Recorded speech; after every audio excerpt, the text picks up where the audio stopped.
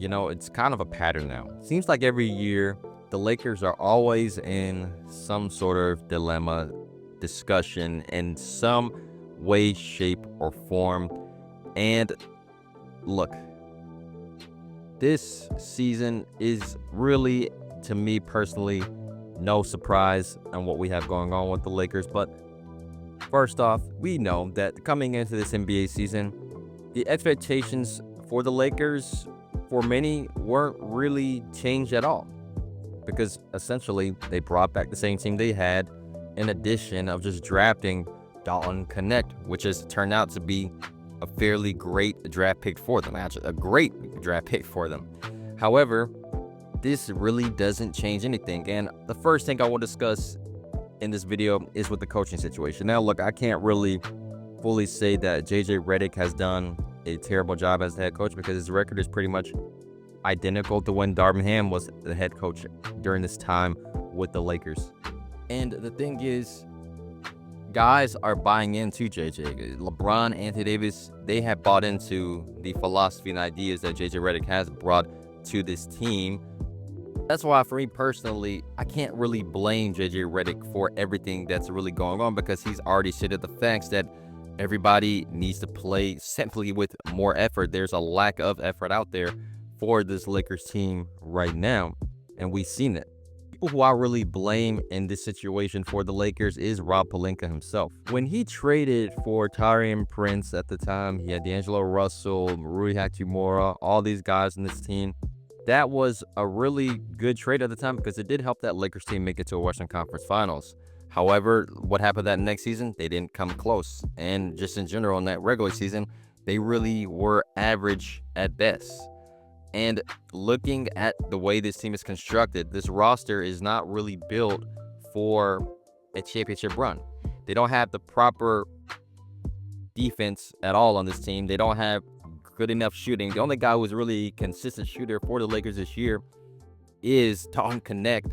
You really have no other dominant front court presence other than Anthony Davis. And if you all remember the year that they won the NBA championship, what was one of the key reasons why they won that championship is because they had an amazing front court presence with Dwight Howard, JaVale McGee, alongside with Anthony Davis as well. Statistically speaking, on the defensive end of the basketball court for the Lakers period, this team, they're currently allowing 118 points per 100 possessions, which is the 5th worst in the league. And this is a team that has Anthony Davis, who is considered one of the best defensive players of our era. And another key thing here to understand too is that their offense, they're only scoring 114.6 points per 100 possessions, which is the 12th best in the NBA. So they are slightly above average in that rating. The reality is that the Lakers are really just falling back into their old ways of playing with that lack of discipline on both the ends of the basketball court. But really, looking back at it, Darvin Ham was really not the problem. It's simply that the way that this roster is constructed. Coach can only work with what he has, so that's why I can't really blame JJ Redick at all for their struggles, because that's what they thought that the problem was. They thought that the problem was coaching. In reality, it was way bigger than that. And sure, you can say, yeah, well, the Lakers still have Jared Vanderbilt. They have Jackson Hayes, who are two great front court players, especially in Jared Vanderbilt, who's a really great defender. But if he can't even stay on the court. He's always hurt in some way, shape, or form. He won't even be back until like January of next year, which is just crazy. But this is just the reality right now for this Lakers team. If I'm really being real, Rob Pelinka has had so many changes with this Lakers team. He got lucky enough that they won an NBA championship back in 2020. But since then, this team has made some really drastic decisions. They've had multiple coaches come along the way. There hasn't really been any stability really in this franchise. Another guy who I'm going to really have to blame for this run is D'Angelo Russell. And a lot of it really for him is a lack of defense. This is something that we've known from D'Angelo Russell now for a long time. His defensive presence on the basketball court is really not good at all. And that's why the Lakers have recently decided to have Gabe Vincent as well in the starting lineup, because he's a more capable defender. The reality is, too, for D'Angelo Russell, though he is a pretty solid offensive player, after shooting over 40% from three of the last 3 seasons, he's down now to 33.1%. And really, looking at his career average from three, it's around 37%. And this season alone, when you look at his numbers, they're pretty much an all-time career low in pretty much every statistical category. I think we all kind of seen this next one coming, and I'm really just going to be honest and say that LeBron James. Yes, even though LeBron just recently had a 39-point triple-double, he's still capable of every now and then having those amazing games. Just looking at it, though, from the bigger picture perspective on what all has still happened this season, LeBron is actually showing signs of really slowing down. First off, he's not really attacking the paint as he normally would, and he's actually averaging the least amount of free throw attempts of his career right now at just 4.6. And I'm not going to go through all of the seasons that he's played at the NBA, but just looking at his career average in general, it's 7.6. Just looking at over these last few years that he's been with the Lakers, on average, he's averaging around 6 a game. Looking at his box plus minus as well, which is a pretty significant statistic, he actually has still the worst on this Lakers team at a minus 129.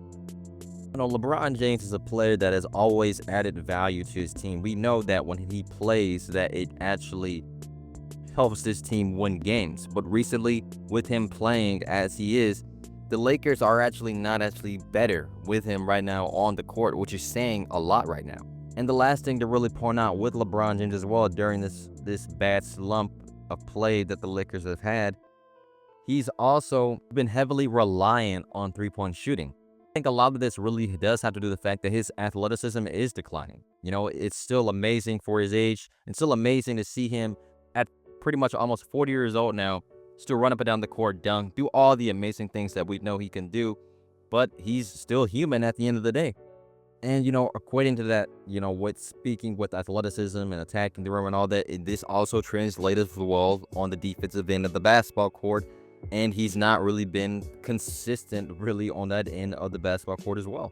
Anthony Davis started out the season really hot. He's still playing pretty great on the offensive end of the basketball court. But the problem really for Anthony Davis is that this guy is, like I said earlier in this video, he's still known as one of the best defenders to play this game. And for the Lakers to be ranked as low as they are, defensively speaking, says really a lot more about with him and this team.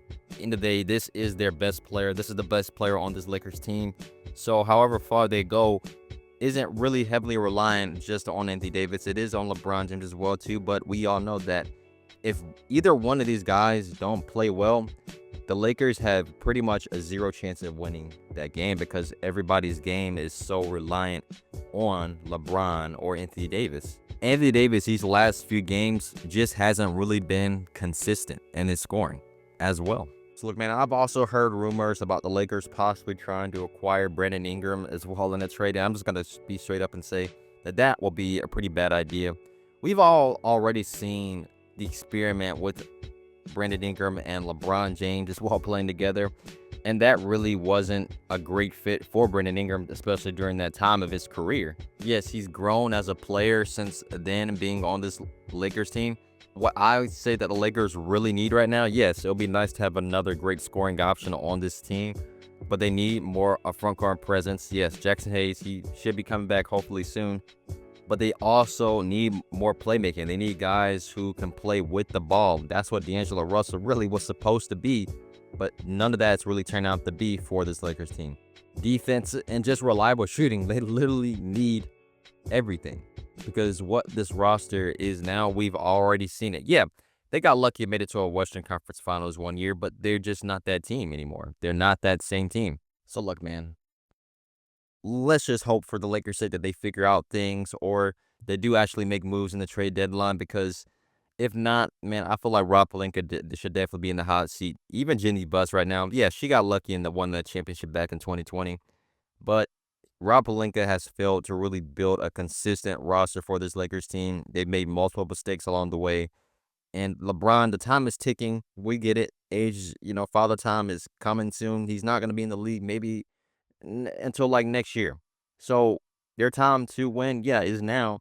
And this team, they're really going to have to really make a decision on what they plan on doing moving forward. But I hope you guys enjoyed this video. Don't forget to leave a like and subscribe to the channel for more basketball content each and every single week. Have a great day. Peace.